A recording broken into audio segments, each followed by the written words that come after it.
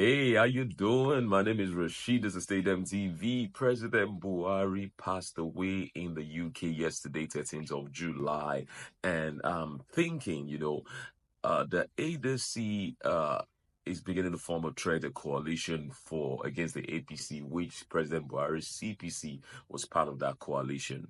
But in the days tending towards President Buhari's demise, we saw some key players in his government, some aides in his government, Boss Mustapha, Lauretta, Onochie, coming out to say that Tinubu did nothing. He played no major role in the emergence of President Buhari as the president of Nigeria in 2015.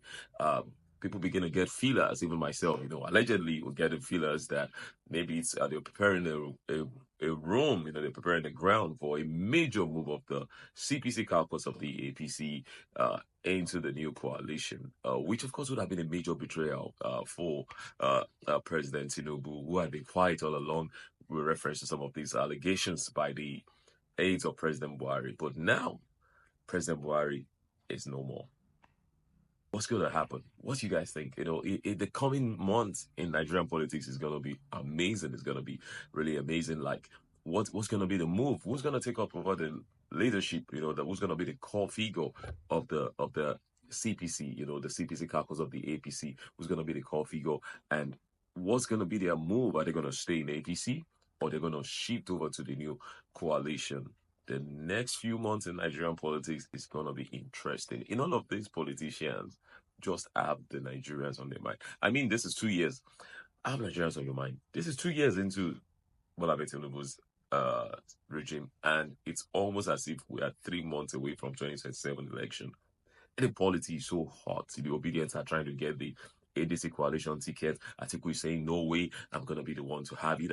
We're gonna have a general primary election, and the best man should win. Peter Obi saying he's crowing foul and saying, oh, the ADC should make sure that the South, they should zone to the South so that he can emerge as the presidential aspirant. And then we have those that are embittered, those that felt they supported Tinubu's emergence, like the El Rufai, and some of them that lost to him, like the Rotimi Amechi, the former governor of Rivers State, coming together and say, hey, we got to get this man out of Aso Rock. Yes, we know some of the policies of Bola Tinubu are draconian, they're terrible. And it's an amazing thing if people feel they can do better and they can make Nigerians, live better and enjoy the dividends of democracy and all that. But if people are gathering together and it's all about want to get this man off the seat, it's about, being vengeful and all that, I guarantee you we're going back to 2015. It was the same thing that played out in 2015.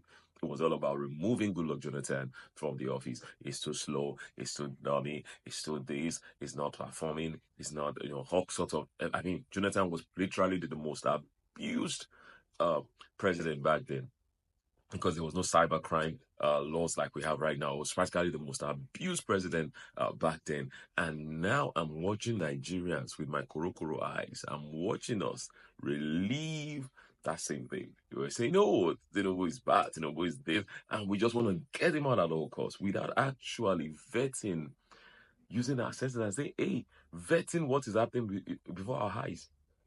Obedience are in the same room with El Rufai, with the same Nasir El Rufai, the same Kaduna State governors. I mean, Google is your friend.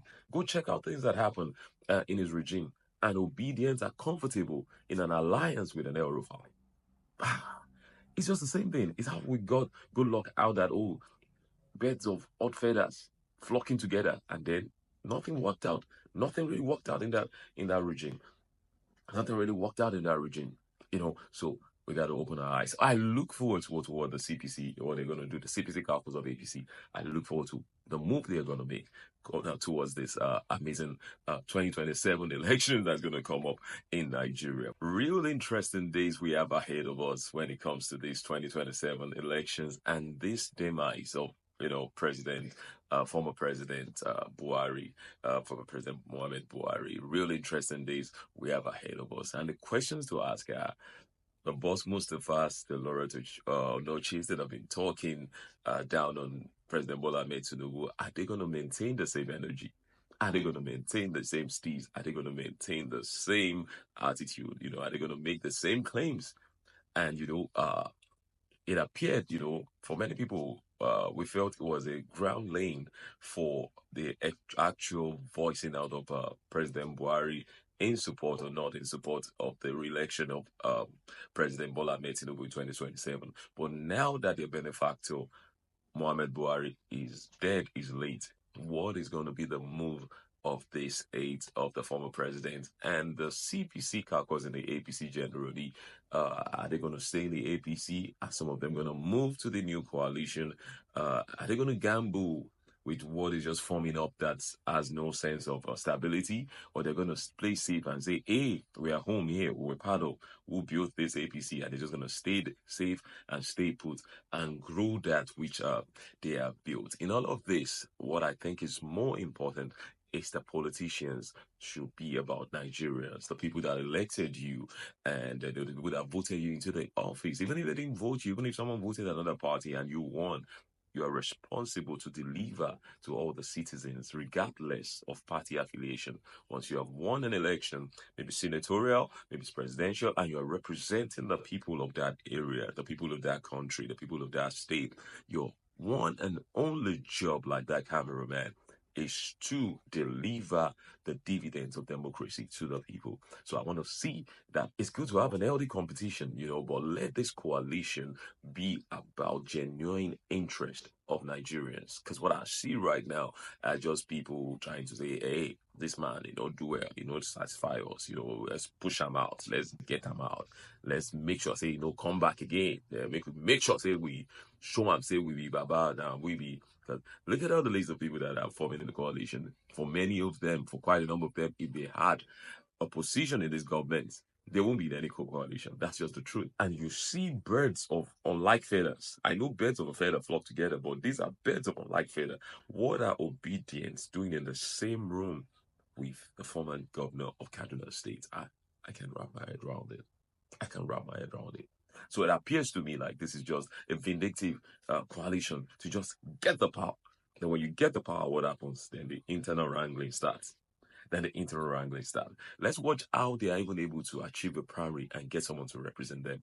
That I look forward to that. I look forward to actually seeing how that will work. I don't see Atiku Abubakar backing up because it's probably his last opportunity of becoming the president of Nigeria.